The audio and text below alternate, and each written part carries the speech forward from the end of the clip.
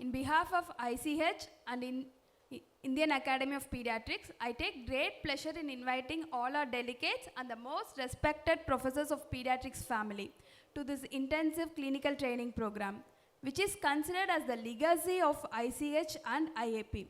Started in the year of 2003, each year is getting much bigger and better. Welcome you all.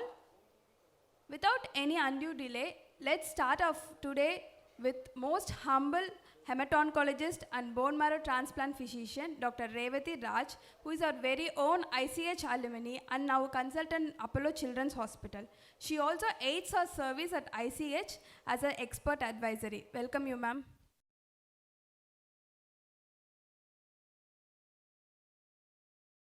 So, Vanakkam from Chennai, and thank you, Dr. Srinivasan, for always making me a part of the faculty here.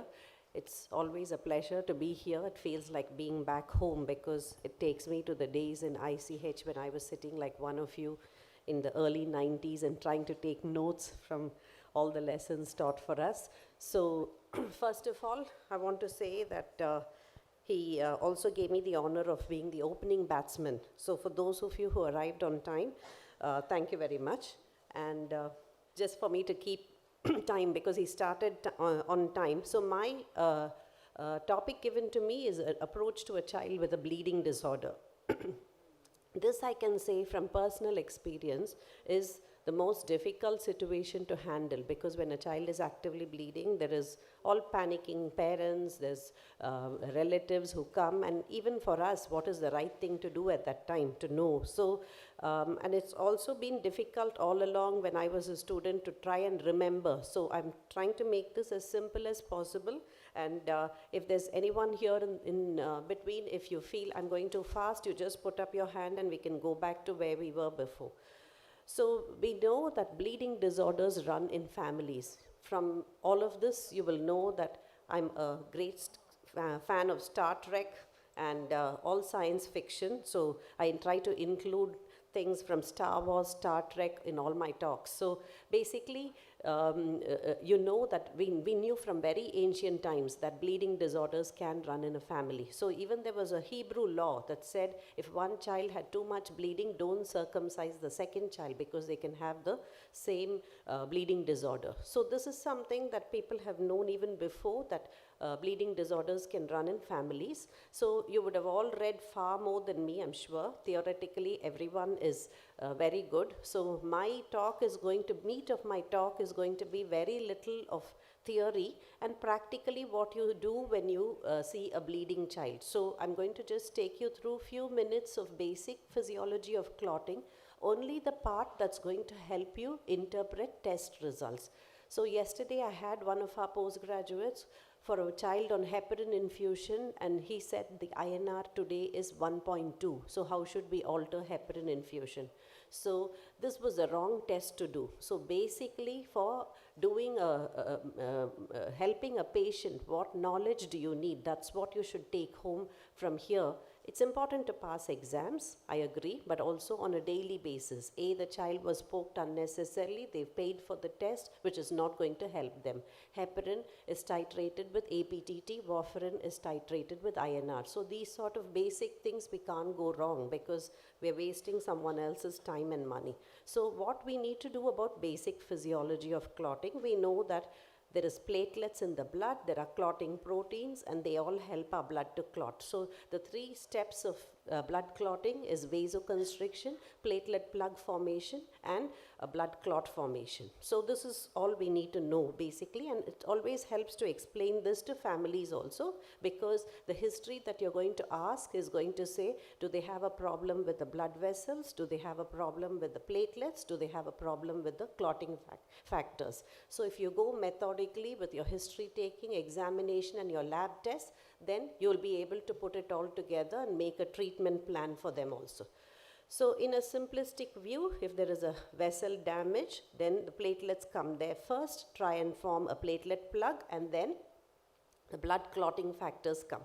This is the exposed collagen that you see down at the end. So whenever collagen is exposed, platelets come and stick there, and for platelets to stick, there is adhesion, aggregation. So there are glycoproteins on the surface of platelets. So you have to remember that platelets and red cells are unique cells in our body. They don't carry nuclei, but they have multiple antigens on their surface. Platelets carry glycoproteins, red cells carry red blood cell groups. So they are very important to interact with each other. So 1B is the glycoprotein that helps platelets to stick to the collagen, exposed collagen, and 2B3A for the platelets to stick to each other. And you would notice that I've put here fibrinogen as well. So this is important because you will see in disorders like DIC, where fibrinogen is low, platelet count may be 75,000, but the platelets need fibrinogen to stick to each other. So there is platelet dysfunction due to lack of fibrinogen. So all these are uniquely interconnected. So we need to know about them. So 1B is for platelet adhesion, and then 2B3A and fibrinogen are required for platelet aggregation.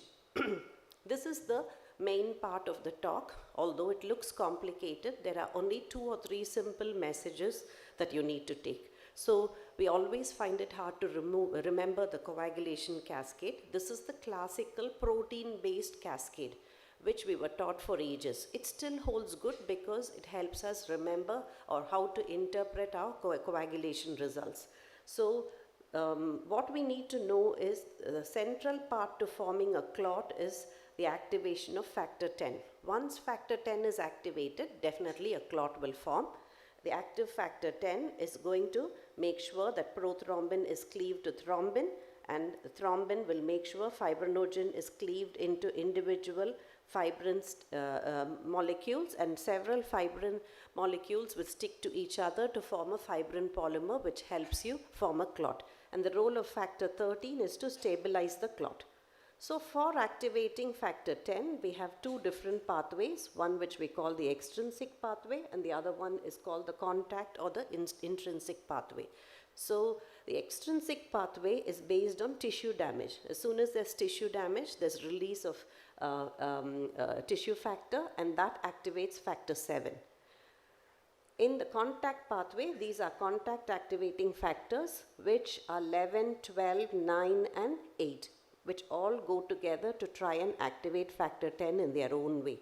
Why is this important for us to remember? Because there are several messages from this. For example, if I look at factor 13, the role of factor 13 is only to stabilize a clot that is already formed. So if you look at someone for whom you've done a PT-PTT assay, they'll be bleeding, but PT-PTT it will be normal, because the role of factor 13 is only to stabilize a clot that's already formed.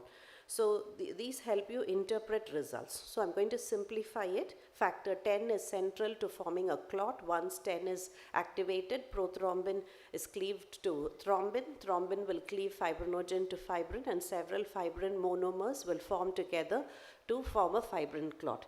And the integrity of the extrinsic pathway we measure using prothrombin time. So the only factor that's important for prothrombin time is factor 7. So if I'm looking for factor 7 deficiency, I will only ask for prothrombin time.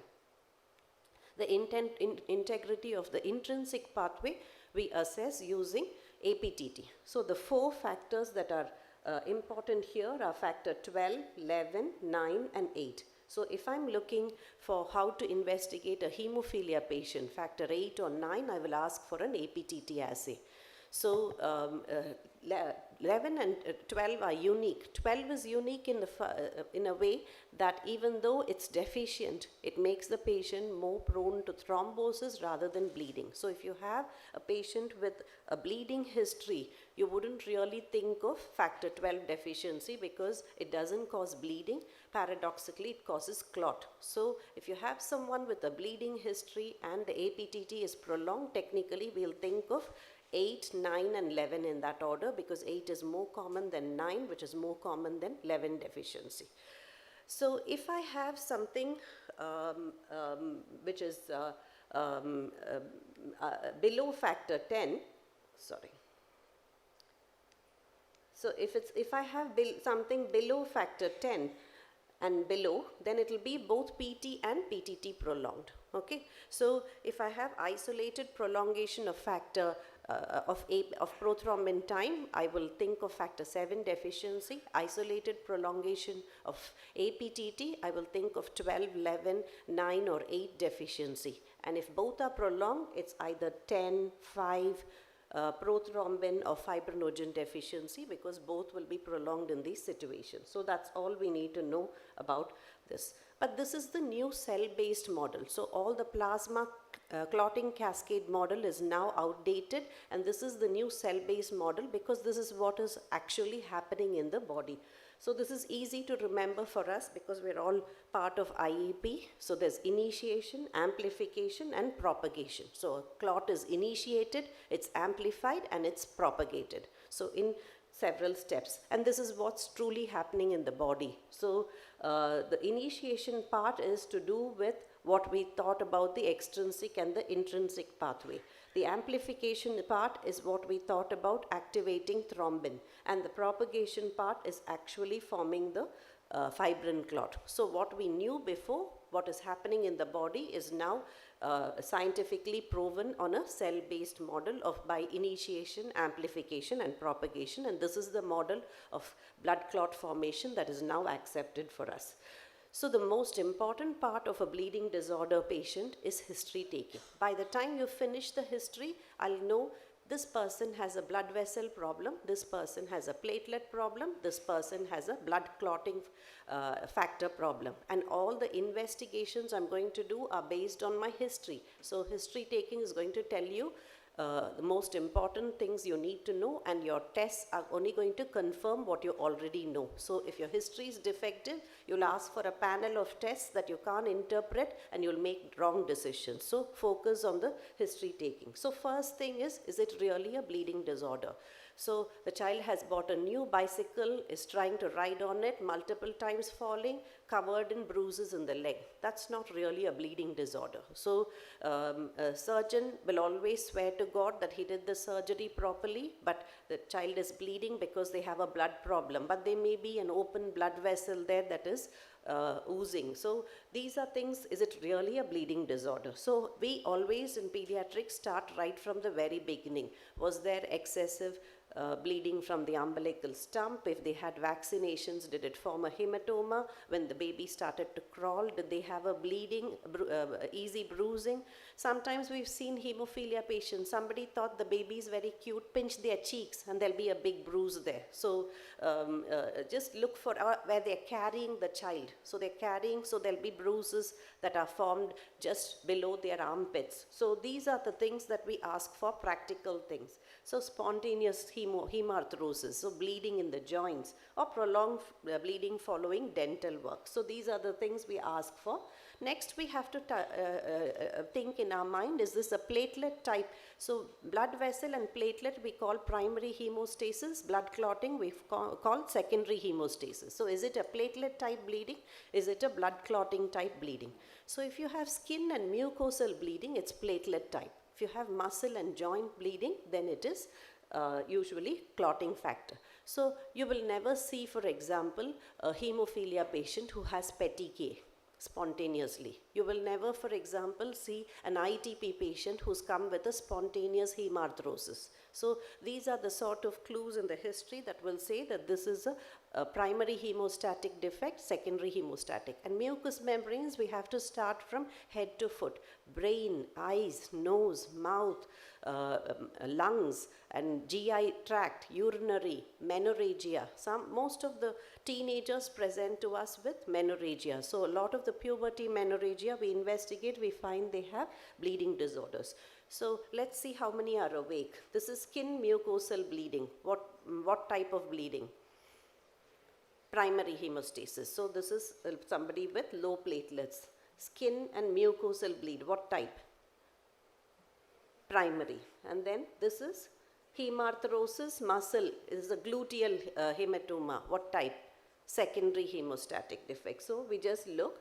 So there are some conditions which are a double whammy. You will have a skin mucosal and a muscle and joint bleed, and the two unique conditions we see in hematology are von Willebrand's disease and DIC. In von Willebrand's disease, the von Willebrand antigen has to carry factor 8 in one arm and make sure that there is platelet adhesion in the other arm. So if there's no von Willebrand factor, they can either present as muscle or joint bleed and or skin or mucous membrane bleeding.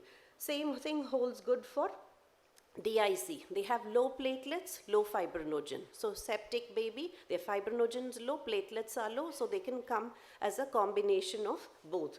So once you found out is this primary or secondary hemostatic defect, is it congenital or acquired? What sort of pattern is demonstrated here? X-linked recessive. So basically it's simple to remember, all our bleeding disorders are autosomal recessive. So I will ask for history of consanguinity. Very, very common in South India. We have the largest collection of Glanzmann's thrombasthenia, platelet dysfunction, because there's a lot of consanguinity. And the only autosomal dominant disorder is von Willebrand, and that's the commonest bleeding disorder. 1% of the population can have mild von Willebrand disease. So autosomal dominant, if there's a family history, male, female, several generations affected, think of von Willebrand's. If there is consanguinity and you think of all the other clotting disorders, only hemophilia A and B, which is factor 8 and factor 9, are X-linked recessive. So I want to ask a question. X-linked recessive, father is affected, has hemophilia, baby is going to be delivered, and the obstetrician is asking you, should I send cord blood for factor 8 level? What would you say? Father has hemophilia. His baby is just being delivered. Would you test the baby for hemophilia? No, because his daughter will be an obligate carrier. His son won't have, because it's X-linked recessive, the Y chromosome won't carry the disease, so there's no need to test the baby. It will skip that generation and his daughter only will be an obligate carrier. These are important practical questions because people don't think, and unnecessarily a test is being done for which they're spending money. Until the reports come, the whole family is worrying whether the baby is going to be affected or not. So you have to sit there and confidently say, no, this is X-linked recessive, so this baby is not going to be affected. What sort of inheritance is this? This is autosomal dominant. But some of them are pink and some of them are red. This is a unique feature of von Willebrand's because it has variable penetrance. So one person in the family can be mild bleeding, but the other one, the next generation, can be severe. It's a very tricky disease to do prenatal counseling because the mom will think, I have von Willebrand, I've been fine all my life, why should I do prenatal? Their baby can be severely affected and they'll come back and sue you because you haven't guided them properly. So von Willebrand alone, better to say we don't know because it has variable penetrance, but hemophilia A and B will run true in families. If one person has factor 8 level of less than 1%, the next affected pedigree in that family will also have less than 1%. So that is not altered. So these are important things for you to know. So drug ingestion, not so important in pediatrics, but in adults we ask for aspirin, non-steroidals. Non-steroidals, very important, we've seen only during the dengue season. So the child will have high fever, lot of ibugesic plus is given, the platelet is showing falling trend, there are multiple ulcers in the stomach, one vomit, there will be huge hematemesis. So it's just important to know that multiple things are causing that bleed there. So there's already a falling trend in platelet count. What platelets we have, we buzz them off with the non-steroidals, and there are ulcers in the stomach. So just important to get these history. Important to get systemic illness history. Liver is important. Why is it important? All the blood clotting factors are made in the liver except the factor 8 and von Willebrand's, which are made in the endothelium. All the endothelial cells of our body make factor 8 and von Willebrand. So liver is also important because one of the main tests of liver function, acute liver dysfunction, is estimation of prothrombin time. Why is this important? Each of our clotting factors have different half-lives. So factor 8, for example, half-life is only 7 hours, whereas factor 13, the half-life is 13 days. So if I want to see now if my liver fails, I've taken an overdose of paracetamol, I want to see what what the liver status is, within 6 hours, all the factor 7 will be down to 0. So if I check prothrombin time, it will be prolonged. So factor 7 or prothrombin time is a good indicator of acute liver failure. And for chronic liver failure, we use synthetic function, namely albumin. And it's important to know different half-lives, because if you're estimating if someone has a bleeding diathesis or not, they've had FFP or blood products, you need to wait for a minimum of 2 weeks, because the longest half-life is factor 13, which is for 13 days. So if they've had blood products and you want to evaluate them, give them 2 weeks time so that all the half-lives are taken into account. Renal failure, uremia causes platelet dysfunction. That's why you will see that none of the nephrologists will poke someone and do a kidney biopsy when they're actually in renal failure. They will dialyze them, make sure that they bring down the urea creatinine, check a bleeding time, clotting time, and then do a kidney biopsy, because uremia itself causes quite significant platelet dysfunction. Malabsorption leads to vitamin K deficiency, and vitamin K dependent clotting factors are 2, 7, 9 and 10. So these are important things to ask in the history. So once we've asked the history, then we are going to ask for our tests. And as I said, our tests are only going to prove what you already know. So you'll ask for a blood count, you'll ask for a peripheral smear, you'll ask for prothrombin time to see if there's enough factor 7, PTT to see if there's enough 8, 9, 11 and 12. You ask for specific fibrinogen and bleeding time. So these are your hemostatic screen. So this is a normal peripheral smear, just for you to know. These are all red cells. So when you look at a peripheral smear, RBCs are in millions, platelets are in lakhs, and white cells are in thousands. So you have to see plenty of red cells, a few platelets, and 1 or 2 white blood cells in every high power field. So each of these purple dots here is a platelet. Each of these purple dots. So in every peripheral smear, you have to see on high power at least 10 purple dots. So if you see, means each purple dot is 10,000. So if platelet count is over 100,000, that means platelet count is adequate. So this here is, for example, is what we call a giant platelets. It's a purple dot, but it's almost the size of a red blood cell.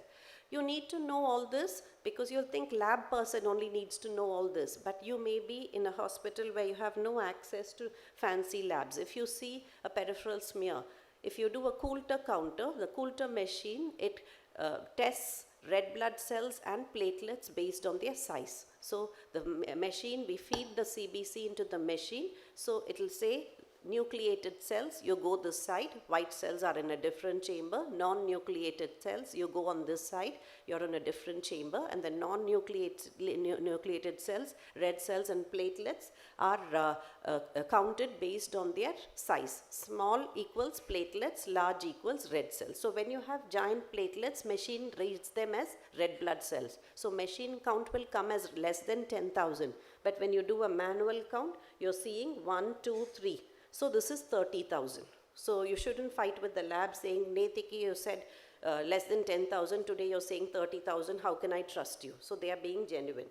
The other extreme is viscotolrich, where you have very, very small platelets. So tiny platelets, you look at the mean platelet volume. So all the machine counts will have MPV. If it's in the range of 8 to 10, that is normal. So if it's less than that, it's small platelets, and if it's more than that, it's large platelets. So this is how you have to do a bleeding time properly. You have inflate a BP cuff to 40 millimeters of mercury. Make sure that the skin doesn't have any blood vessels that are open there, or there's no edema, and then you make a proper 2 millimeter by 2 millimeter puncture there, and with a blotting paper you find out how long it takes for the blood to stop bleeding, and that is called bleeding time. And this is a very good measure of your blood vessel and your platelet function. So if we don't have access to fancy tests, this is what we used to do. It's not very good in less than 2-year-old children. They will be trying to wriggle and try to get away, and there'll be more bleeding, and their skin is also very sensitive. So avoid doing bleeding time in less than 2 years. So if you forget everything else from my talk, this is the only thing I want you to remember, because textbooks don't tell you anything about this. So you have a child with a prolonged APTT and they've come for an adenoidectomy. So ENT surgeon has referred saying prolonged APTT, can I take up for surgery? Our natural instinct is to say give FFP and go ahead with the surgery, but that's wrong. Scientifically, if you want to do, we do something called a 50-50 mix. In 50-50 mix, all we are doing is taking the patient's plasma, adding 50% normal plasma and redoing the test. The theory being, if they lack in factor concentrates, 8, 9, 11 or 12, APTT prolonged is one of these 4 clotting factors. So if they lack the clotting factors, adding 50% of normal plasma will help make the prolonged APTT come to normal. So if APTT gets corrected, it's a factor deficiency.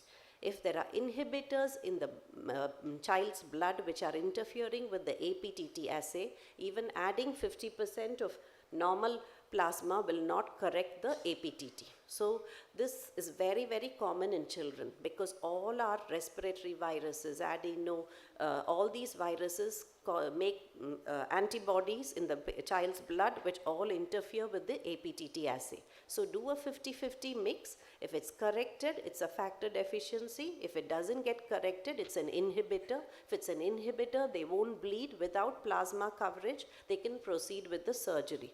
You may think, what's a big deal in giving one FFP? But you know that blood products are related to a lot of side effects. And all of you will realize that one prescription of the blood product, how important it is in your mind to decide whether giving it or not, only if you have your own child. I've seen that doctors are the worst patients. If it's their own child, they don't want blood, they don't want FFP, they don't want antibiotics. But we're very happy to dish it out to other people's children. So think before you really need to give that prescription or not. So always ask for 50-50 mix. So gone are the days that we use test tubes to check PT, APTT. Everything is done on automated analyzers these days. So there are laser signals, there's optics, so all the optical signals are converted into electrical signals and we can do 500 samples at a time. So most of the coagulation work is all automated these days. So finally, what you need to know is if there's isolated prolongation of PT, you think of factor 7 deficiency. If there's isolated prolongation of APTT, you think of 8, 9, 11 or 12. If both are prolonged, it's either 5 or 10 deficiency. For thrombin time, again, both will be prolonged and if fibrinogen is low, both PT and PTT will be prolonged, but you can do specific fibrinogen assay and any fibrinogen less than 200 is significant. Factor 13, child will be bleeding, but PT and PTT will be normal. You have to specifically ask for factor 13 screen. Then only we'll know this is factor 13 deficiency because the clot is already formed and the work of factor 13 is only to stabilize the clot. So there's something about FDP and D-dimers. So this is again difficult to interpret for some, but FDP stands for fibrin degradation product. D-dimer is double dimer, so 2-2. The natural instinct of our body, if we form clot inside blood vessels, is to break it down in 2 bits. So the fibrin will be a dimer. So if there's a physiological clot, everything's neatly cut down into 2 bits of fibrin. So if it's a pathological clot, as in DIC, then the body goes haywire. Some bits are 2, some bits are 120, some are 36. So if that is fibrin degradation product. So whatever test you do, one value does not make any difference. You have to do it serially. So if you're looking in DIC or whether there's a clot in the body or you're following it up, serial values. Initially FDP was high. I've given cryo, I've given platelets, now is it coming down? So you can choose whichever of the 2 you want to do, but you have to do them serially. D-dimer is important. When we look at pregnant women who've come with a PE, you don't want to do imaging, so you ask for D-dimer because if they have DVT or PE, then we can D-dimer will be elevated. So it's a indirect clue to a blood clot in the body. So this is what we do in a card test to see what is the D-dimer or FDP. And rapid card test will tell you the values. So a normal screening with the bleeding child, after you finish the screening test, the child is bleeding, but your CBC, PT, PTT, fibrinogen, factor 13 screen are all normal, then you think of platelet dysfunction, von Willebrand's and fibrinolytic defects. So this is again important. So I'll summarize by saying if there's skin or mucous membrane bleeding, then think of primary hemostatic defect. It's related to blood vessel or it's related to platelets. So for example, in Henoch-Schönlein purpura, they'll come with GI bleed, they'll come with hematuria, but all your tests will be normal because it's a vasculitis and there's vessel inflammation.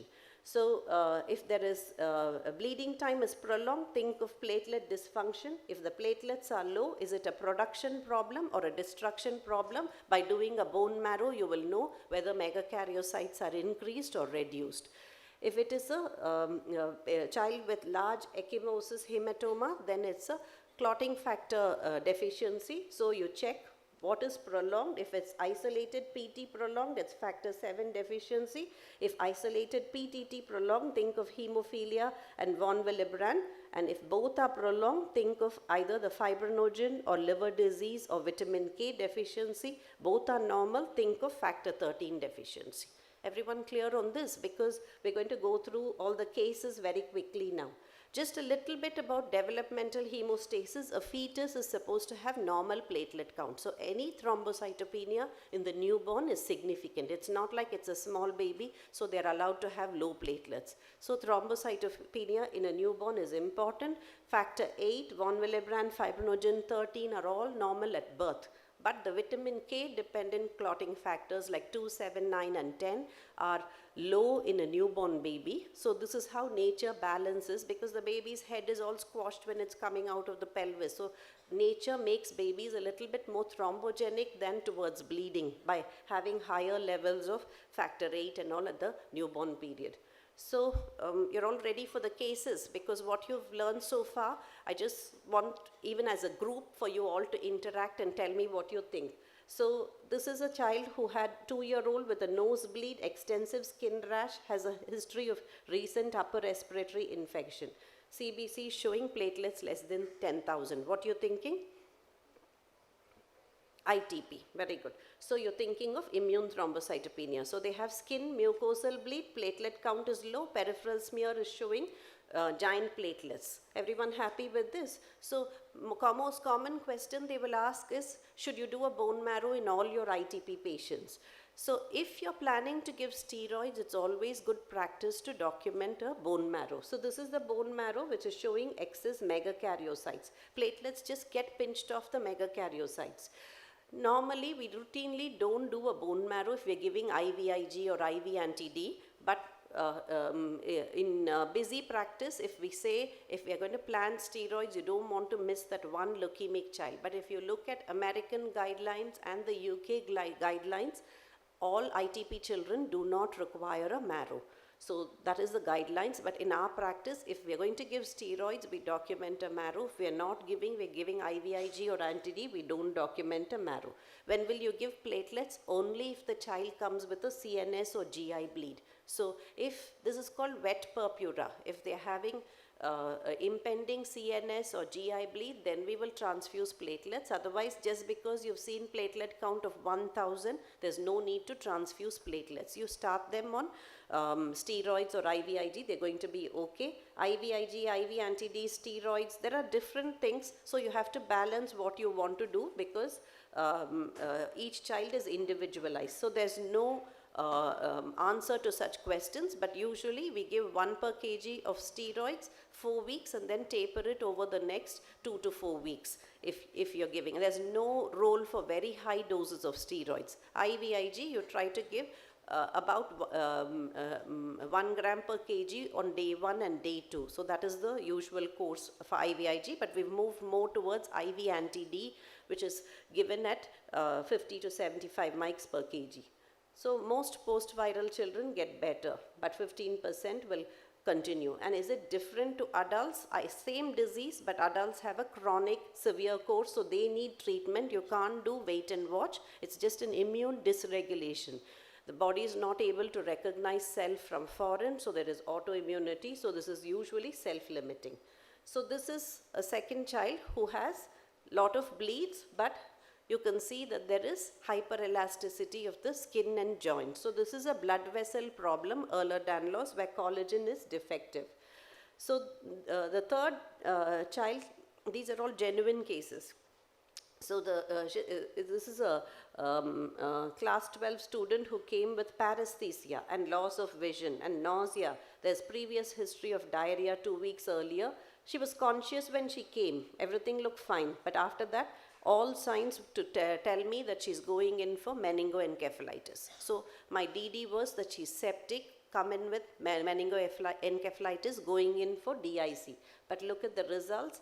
There's anemia, thrombocytopenia, but there is renal dysfunction and the PT-PTT is normal. So it's looking like DIC, but the fibrinogen is the first clotting factor to go down in DIC. So PT-PTT will be prolonged. So it's looking like DIC, but PT-PTT is normal. So I will think of this condition called TTP or HUS, where you have fragmented red cells, which are counted as platelets, and very severe thrombocytopenia. There's only one purple dot in the whole field. So this is a condition called HUS or TTP. Here, giving platelets won't help. So I have to do a plasma exchange. So it makes a big difference to what I'm doing. If I give platelets here, I'll make them more thrombogenic, because in HUS TTP, in microvasculature, already platelets are getting blocking microvessels in the brain and in the kidney. So here doing plasma exchange is the key, because you have endothelial damage, and this endothelial damage is due to lack of von Willebrand cleaving protease, and that you replace by doing plasma exchange. So this is a newborn with hand deformity. What will you think of? TAR. So you can either be Fanconi or TAR when they have hand deformity. The difference between Fanconi and TAR, Fanconi have normal counts at birth. After the second birthday, their blood counts start falling. Whereas in TAR, they have thrombocytopenia at birth, get into a lot of problems in the first year of life, but after the first year of life, they spontaneously get better. So we recommend that their orthopedic procedure for hand correction is done after the first birthday, because here the outcomes are good. And this is a child with Fanconi. So you can see the extra thumb and the flattened thenar eminence, and there is chromosome breakage. So if you see, that's the difference between TAR and Fanconi, how they present. There's progressive marrow aplasia in Fanconi. So this is a baby who was well, and on day 2 starting to have extensive petechiae. So well baby with thrombocytopenia, what will you think of? Always it is immune if it's a well baby with thrombocytopenia. So either it can be autoimmune or alloimmune. So if the mother had ITP, those same antibodies can get into the baby. Sometimes this history is missed, because as a 12-year-old she would have had a splenectomy and now her platelet count is normal, but the antibodies are still there. So these can go into the fetus, and the newborn baby has thrombocytopenia. So that is autoimmune thrombocytopenia. Alloimmune thrombocytopenia is a bit like your Rh incompatibility.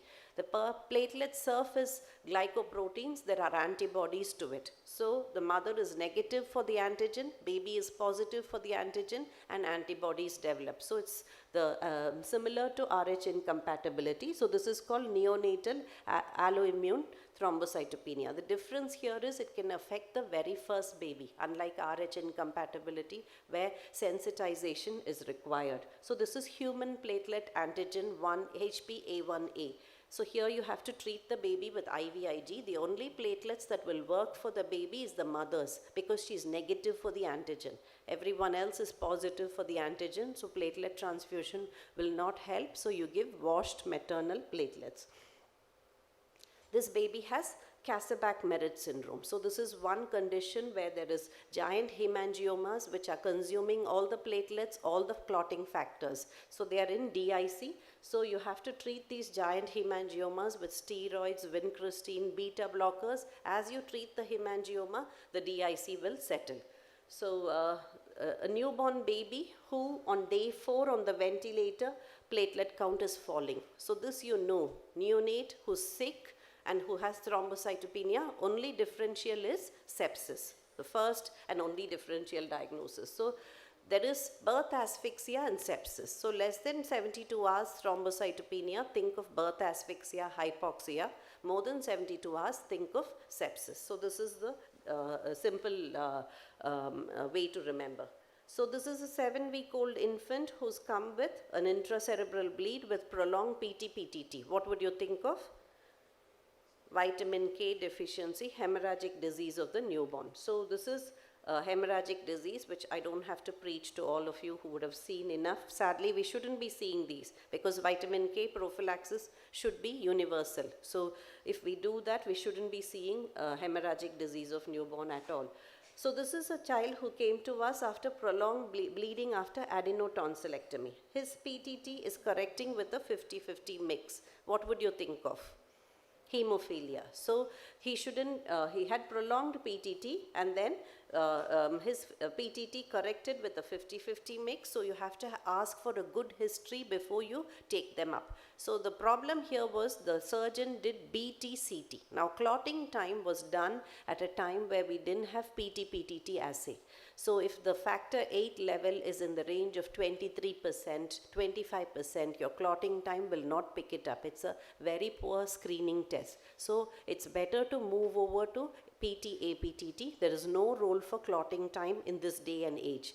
So that inheritance is X-linked recessive. Sometimes a female can have hemophilia. This is the Lion hypothesis. And you estimate the severity of hemophilia based on what is the factor level. If it's less than 1%, it's severe, moderate 1 to 5, and mild is more than 5%. What is the difference? Mild only if they have injury, they will have severe injury, they will bleed. Whereas moderate only after trivial trauma, whereas severe, they have spontaneous bleed. So they can be sitting in a chair and suddenly develop a muscle hematoma. So that's a big difference. To move someone from less than 1% to 2% makes a difference to their quality of life. That's what we try to do when we do factor replacement. I told you each of them have different half-life. So factor 8, for example, half-life is 8 hours. Factor 9 is around about 12 hours. This is important for you to know because if it's a hemophilia child who's come to you with bleeding, how often do I need to replace the factor? Because what you give will go away from their body within that 8 hours. So we have factor concentrates now, which we've made from human plasma or from recombinant DNA, and factor 8 and factor 9, there are calculations you can use to see how much you replace the factor. Minor bleeding episodes, you try to correct to bring the factor level round about 25%, whereas major you need close to 100, like intracerebral bleed or they have eye surgery, then you have to bring it close to 100%. And this is all muscle bleed, joint bleed, GI bleed, so you need 100% correction where you try to give 50 units per kg as for factor 8 and 100 units per kg of factor 9. So these are the current products we have for hemophilia. Just for you to look it up, there are plasma-derived products, there are recombinant products. You need to know that hemophilia is a very costly disease. You have to give factor concentrates which need to be given repeatedly, and each unit is 13 to 15 rupees if you buy it in the market. So if it's a 10 kg child, they need 250 units, the family can manage. But once their weight goes up, they need 2000 units. For each unit, they have to pay 15 rupees. So it's a very, very costly disease. So it may be their monthly salary on a daily basis. So it's not something many people can afford. So we are going in more for prophylaxis. I told you it makes a difference to make them from 1% to 2%. So just go through this. Primary prophylaxis is before they have their first bleed, you start prevention. Give them factor 8 twice a week, 3 times a week. Whereas secondary is after they've had a target joint bleed. Both will work well. So this is the severity of hemophilia we see in our country, which is bad. Lots of hemarthrosis, muscle hematomas, but this is what they're doing in the West with prophylaxis, because with primary prophylaxis, children are leading a near normal life, doing all their physical activity. So this is a baby with prolonged bleeding from the umbilical stump, CBC, PT-PT normal. What will you think of? Factor 13 deficiency. Here till their second birthday, they need monthly cryoprecipitate. And This is a lady awaiting hysterectomy. I know it's not pediatrics, but she's had cesarean sections with no bleed and her PTT is prolonged. What are you thinking of? 50-50 mix is correcting. Factor 12 deficiency. This is for you to highlight that cesarean sections, she didn't bleed, PTT is correcting with 50-50 mix. So this is my last case. This is a puberty menorrhagia, platelets 60, in the normal range, slightly prolonged APTT. So this you think of von Willebrand. So they've come with mucous membrane bleeding, but factor 8, PTT is prolonged, factor 8 is low, and there is platelet dysfunction. So this you think of von Willebrand, because I told you it's affecting both the factor 8 and the platelet function. So this is a little baby who came with an intracerebral bleed and who had both PT and PTT prolonged, and here this is afibrinogenemia. So two conditions where they'll present in the newborn period are fibrinogen and factor 13. All others, even if they are severe hemophilia, they don't present with spontaneous intracerebral bleed in the newborn period. So here thrombin time was accurate and very, very prolonged. So this is afibrinogenemia. And if there's a child with recurrent skin and mucosal bleeds and there's a family history of intracerebral death, we do something called platelet function with ADP, with ristocetin, collagen, and epinephrine. So if the platelet clots, the laser light gets cut off. So it'll be like this. If they are lazy platelets, the curve will be like this. So this child's platelet didn't respond to ADP, they didn't respond to collagen, they didn't respond to epinephrine, but they responded to ristocetin. So this is Glanzmann's thrombasthenia. So these are the take-home messages. To say thrombocytopenia, think of sepsis in the newborn. Early means placental insufficiency. Late is think of sepsis. Infections can cause thrombocytopenia. Liver disease can cause bleeding disorders. And history and clinical findings are going to help you. Inherited clotting factor deficiency is rarely present in the newborn period, and use clotting factors over FFP. And the half-life for different factors are different. Platelets, don't be trigger happy, use correct recommendations for platelets. Hemophilia, diagnose it at birth, put them on prophylaxis, give every baby vitamin K prophylaxis, avoid non-steroidals and IM injections in bleeding disorders children, and tell them about contact sports, and issue a card to say what to do in case of emergency, and vaccinate them against hepatitis A and B. And good luck to all of you with your exams and your future.